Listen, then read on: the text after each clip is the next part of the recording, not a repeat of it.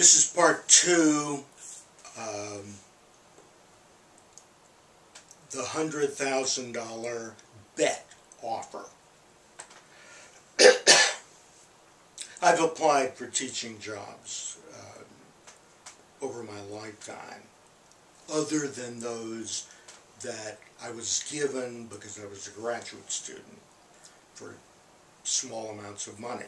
And all of those where I marched in and said, I want to teach your course, I'll do it free. One time I applied to a small private school.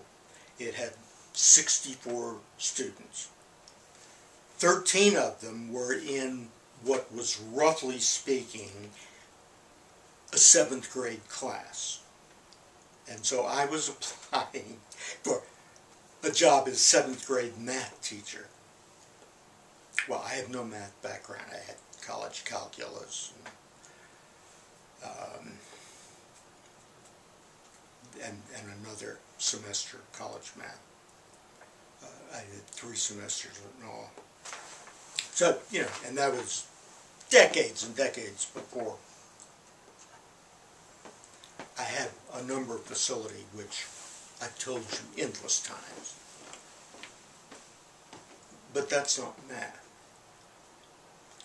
So what they told me at the school is I would have to audition. Well, I've done auditions. I auditioned for 4 times for college teaching spots.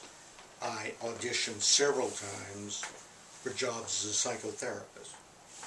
An audition is a good source of information. So I was told I would need to integrate, since this was a small school that integrated everything, medieval history and math. And I had a week to prepare. I said, what is the medieval period? So I was told 800 to 1400. I hadn't known that. So I looked up a few things. The Crusades occurred during that time. And I ended up going into the class and presenting a problem. This is what we're going to solve in this hour and a half. And the problem was, how many serfs did it take to cover the needs of one crusader going to Palestine to fight the Muslims, and to get him back if he survived? So we went into all that. I used some videotapes from movies I had seen 50 years ago. I used Ivanhoe and his a couple of his battles to show the probability he would have survived 5 consecutive jousts. Anyway, this was what I did. Now, great, who knows? I didn't get the job. They hired somebody who was really a math teacher. But when I got through, the kids stood up and applauded. Now, I don't believe that that's a usual outcome, because they had a good time, and they learned the lesson because they participated. Now, I don't remember why I brought this up, but when I have made presentations to students in the form of an audition, I got most of the students. That is, if they had a choice of 5 teachers, they ended up picking me.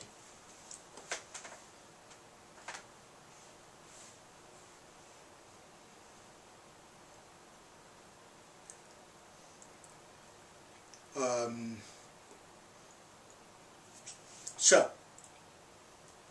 I have the results of these auditions as material, and I have the controlled studies. But the idea is that I'm just telling you why I'm a worthy opponent. Because I'll be using something different than you'll be using. I won't be using a textbook, and you will.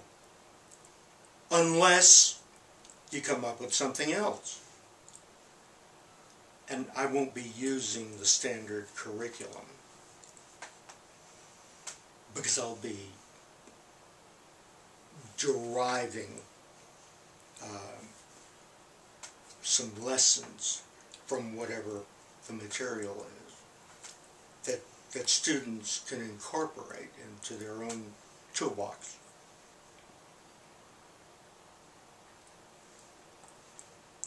Now, it's fairly easy for some people, some teachers, to be entertaining.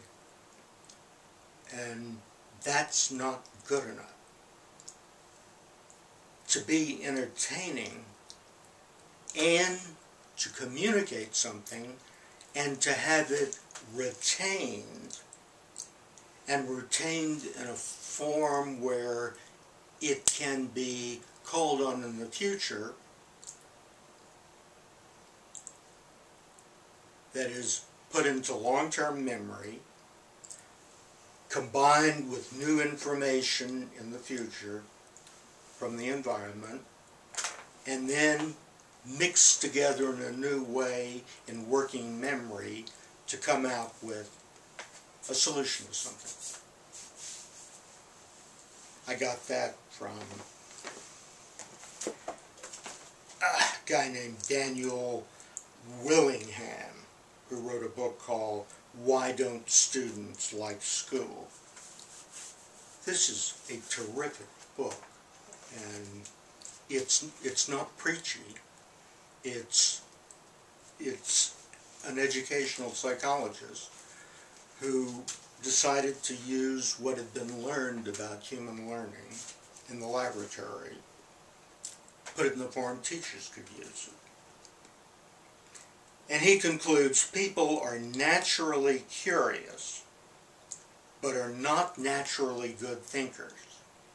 And this was my conclusion from actually teaching.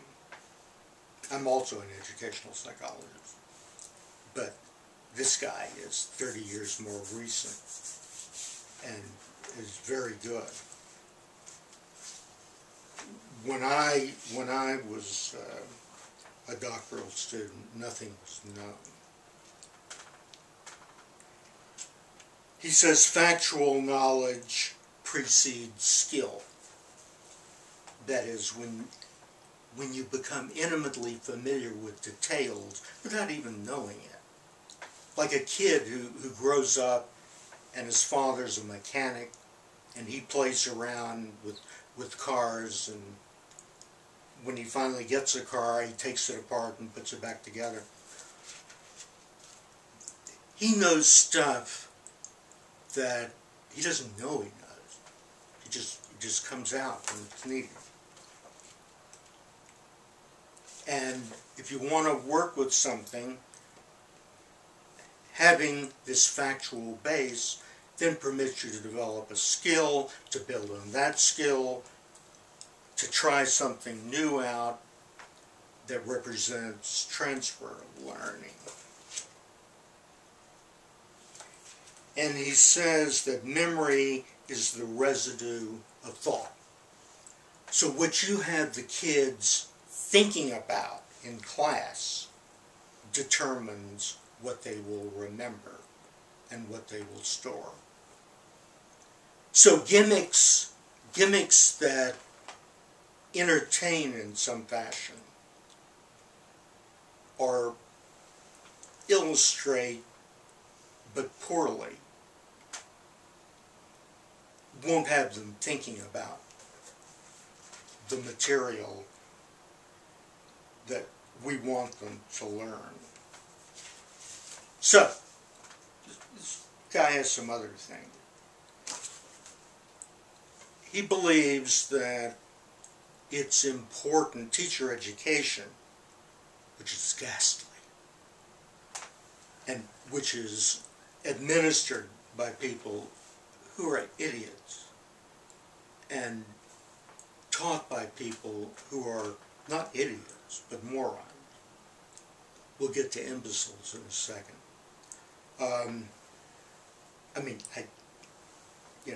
I know colleges of education. So, when I had years of college teaching, 35 publications, a bachelor's, master's, and doctorate, I was still unemployed, and my wife was bugging me to get a job. So I went to my local college of education and said, what do I need to do to be certified as a teacher? And it was something like, I had taught teacher education courses. I had written them.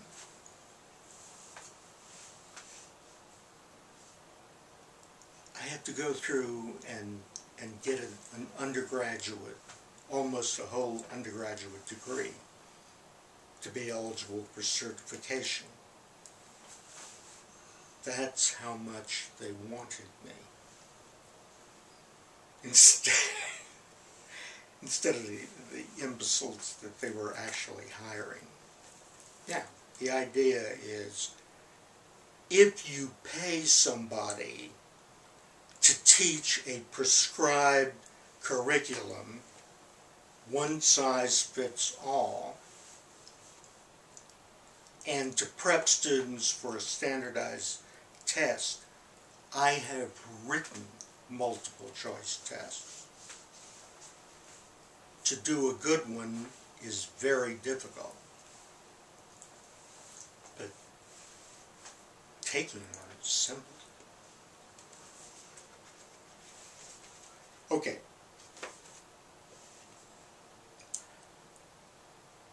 Anyway, this is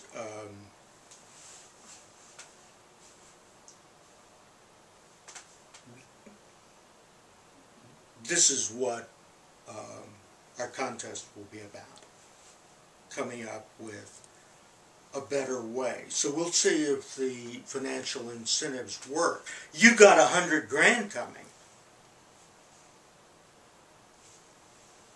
So you ought to be able to perform for that, especially since all you have to do is beat an old man who's having trouble standing up right now.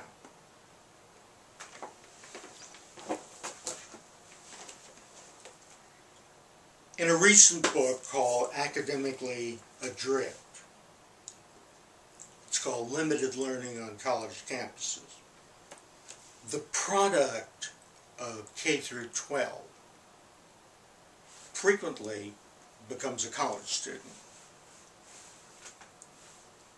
According to them, the purpose of K through 12 is to socialize kids into our society, get them to be able to work together and not kill each other and follow orders and do shit like that, which it's failing at. Okay, we're going on to part 3.